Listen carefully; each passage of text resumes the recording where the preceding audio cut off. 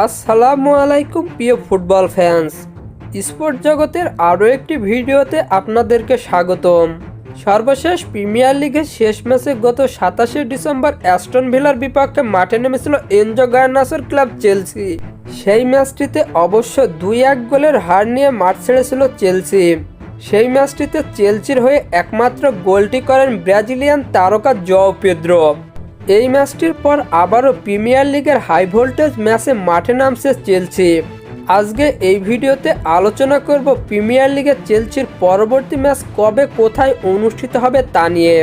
তাই জানতে হলে মূল ভিডিওটুকু না টেনে সম্পূর্ণই দেখতে থাকুন আপনারা।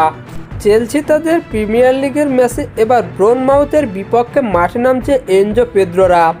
বর্তমানে প্রিমিয়ার লিগের পয়েন্ট টেবিলে 18 ম্যাচ শেষে 29 পয়েন্ট নিয়ে পয়েন্ট টেবিলের পঞ্চম স্থানে রয়েছে চেলসি।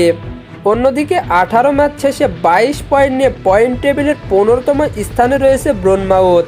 চেলসি বনাম ব্রনমাউথ সর্বশেষ মুখোমুখি হয়েছিল 2025 সালের ডিসেম্বর মাসের 6 তারিখে। সেটা ছিল প্রিমিয়ার লিগের ম্যাচ, যেখানে গোল শূন্য ড্র করে মাঠ ছেড়েছিল দুই দল।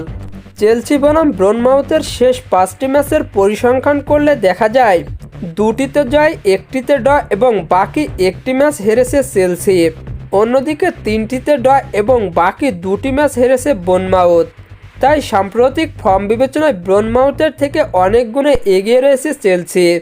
চেলসি বনাম ব্রনমাউথের মধ্যকার প্রিমিয়ার লিগের ম্যাচটি অনুষ্ঠিত হবে বাংলাদেশ সময় অনুযায়ী আগামী 31শে ডিসেম্বর বুধবার রাত 1:30 এবং এই ম্যাচটি অনুষ্ঠিত হবে চেলসির ঘরের মাঠে।